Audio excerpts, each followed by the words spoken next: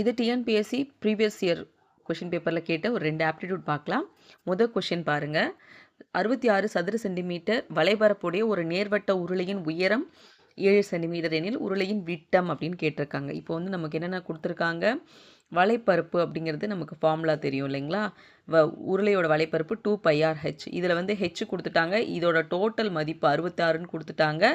இப்போ நமக்கு வந்து என்ன கேட்குறாங்க அப்படின்னா இது கேட்குறாங்க, விட்டம் கேட்குறாங்க. அப்போது நம்ம வந்து ஆர் கண்டுபிடிச்சிட்டு அதுலேருந்து 2 டைம்ஸ் மல்டிப்ளை பண்ணால் போதும். இப்போது இப்படி போடலாம். 66 = 2 இன்ட்டு பையோட வேல்யூ என்னது 22/7 ஆர் இன்ட்டு 7. ஹெச்சோட வேல்யூ 7 இல்லைங்களா. ஸோ அப்போ 7 7 கேன்சல் ஆகிடும். அடுத்து 122 2 இங்கே வந்து 3 டைம்ஸு 66ன்னு வரும். அப்போ 2r = என்ன வருது 3. 2r தானே நமக்கு டி, அதுதானே விட்டம். அப்போ நமக்கு என்ன வரும், d = 3 சென்டிமீட்டர். அதுதான் ஆன்சர் கொடுத்துருக்காங்களா, 3 சென்டிமீட்டர். அடுத்த கொஷின் பாருங்கள். இருசக்கர வாகனம் ஒன்றின் விலை 2 ஆண்டுக்கு முன் 80,000. முதல் ஆண்டில் 4% குறைகிறது அதோட மதிப்பு. 2ஆம் ஆண்டு 4% அதிகரிக்கிறது. அப்போது ஃபஸ்ட்டு பிரின்சிபல் எவ்வளோ கொடுத்துட்டாங்க, நமக்கு 80,000 கொடுத்துட்டாங்க இல்லைங்களா. இப்போது வந்து ஃபஸ்ட்டு 1 இயரில் வந்து எவ்வளோ குறையுது, 4% குறையுது. அப்போது இதுலேருந்து ஃபஸ்ட்டு 4% குறைஞ்சா எவ்வளோ மதிப்பு வரும், 80,000 × 4%. 4ங்கிறது எவ்வளோ, 0000 கேன்சல் ஆகிடும். அப்போது 800 × 4 எவ்வளோ வரும், 3200.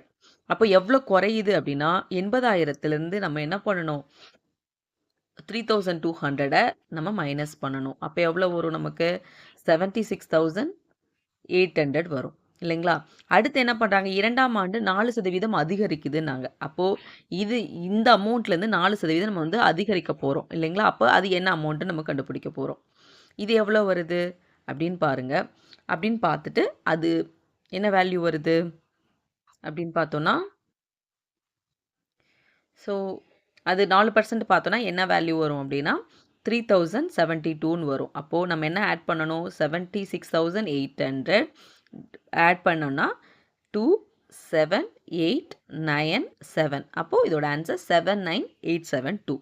ஸோ ஃபஸ்ட்டு என்ன பண்ணோம், 4% அமௌண்ட் கண்டுபிடிச்சணும். அதோட நம்ம 80,000லேருந்து மைனஸ் பண்ணணும். ஏன் அப்படின்னா அது குறைகிறது அப்படிங்கிறதுனால. அடுத்த வருஷம் என்ன ஆகுது, 4% அதிகரிக்குது. எதில் அப்படின்னா அந்த குறைஞ்ச அமௌண்ட் இருக்குது பார்த்தீங்களா, அதுலேருந்து 4% அதிகமாகுது. அப்போ அந்த 4% கண்டுபிடிச்சி எவ்வளோ வருது, 3072 வருது இல்லைங்களா, அதோட ஆட் பண்ணிக்கணும். அவ்வளோதான். சரிங்களா. அவ்வளோதான் ஃப்ரெண்ட்ஸ். இதே மாதிரி மற்ற வீடியோஸும் பார்க்குறதுக்கு சேனலை சப்ஸ்கிரைப் பண்ணிக்கோங்க. தேங்க்யூ.